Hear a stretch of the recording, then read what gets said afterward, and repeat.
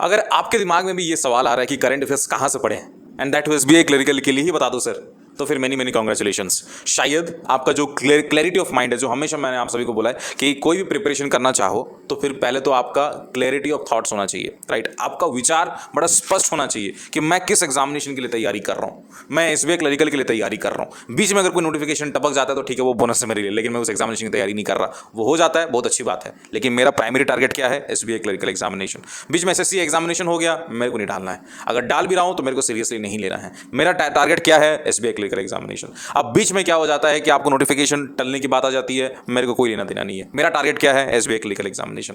कुछ भी हो जाए, मेरा टारगेट क्या है? SBI clerical examination. अगर ये टारगेट आपके दिमाग में बैठ चुका है ना, तो फिर मेरे को नहीं लगता है दोस्तों कि आपको कोई कष्ट होने वाला है इस एग्जामिनेशन को निकालने के लिए।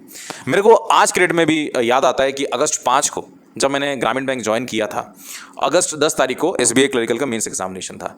जब बंदा ज्वाइन कर लिया है, ज्वाइनिंग के बाद जो प्रोसेस होता है और ज्वाइनिंग से पहले जो प्रोसेस होता है, डीवीवी कंप्लीट करो, सारी चीज़ें करो, कितना हेक्टिक होता है। लेकिन मेरे को पता था अगर मेंस एग्जामिनेशन लिखूंगा तो फिर 110% मैं निकाल लूंगा। क्यों? क्योंकि मेरे को ठीक है, मैथ्स रीजनिंग ठीक है अपने जगह में, वो सही है, लेकिन मैं अपने में ये था कि आज की डेट में जब भुवनेश्वर से मैं याद आता है, मैं जब भुवनेश्वर से लौट रहा था ना, जब मैं अनुगुल जा रहा था जहाँ पे मेरा पोस्टिंग हुआ था, तब भी मैंने हमेशा करंट अफेयर्स को अपडेट रखा। आप ना एक चीज़ याद रखो, कोई भी एग्जामिनेशन की तैयारी कर रहे हो, अगर करंट अफेयर्स अगर आपका नहीं है ढंग से, तो फिर ना आपको भी पता है कि थोड़ा लो फील होता है, थोड़ा सा लगता है कि नहीं यार मेरा कंप्लीट नहीं हुआ है ना। ये होता है कि नहीं होता है? तो सेम चीज़ मैं आपको बताना चाहता हूँ दोस्तों कि मेरा करंट अफेयर्स अच्छा था, इसलिए मैं कॉन्फिडेंट था। अब मैंने कहाँ से पढ़ा, ये सवाल आप लोग मेरे से पूछ रहे हो, तो इसलिए मैं इस वीडियो के जरिए मैं आप सभी को बताना चाहता हूँ।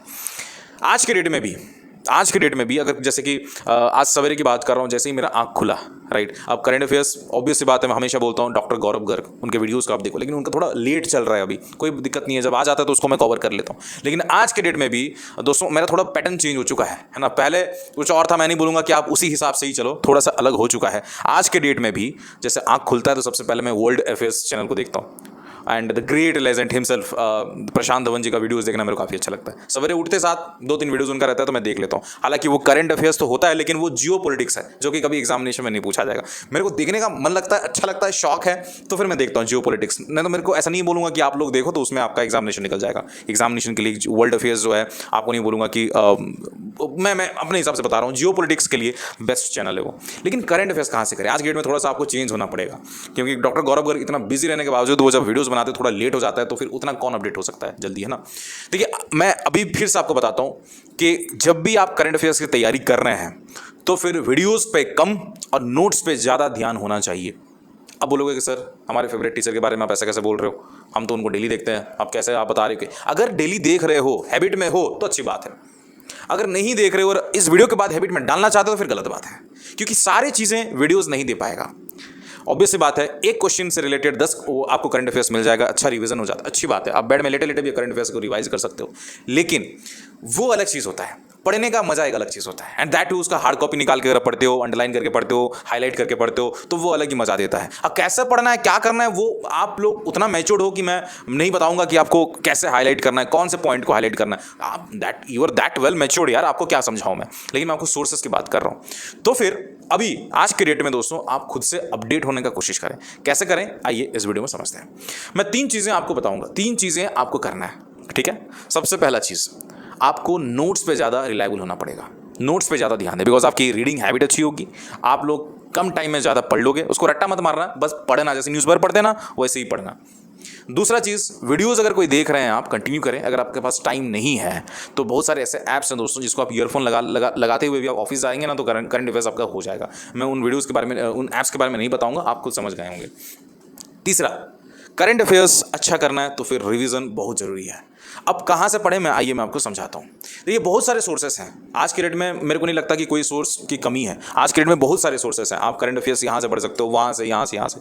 लेकिन लास्ट में क्या होगा? लास्ट में you will and up with nothing, क्योंकि मैं हमेशा बोलता हूँ प्रॉब्लम ऑफ प्लेंटी में फंसोगे आप। प्रॉब्लम ऑफ प्लेंटी क्या होता है? सारे ऑप्शंस आपके सामने खुले हैं, यहाँ से थोड़ा पढ़ लूँ, वहाँ से थोड़ा पढ़ लूँ, लास्ट में कहीं से नहीं पढ़ पाते, फिर एग्जामिनेशन खराब हो जाता है।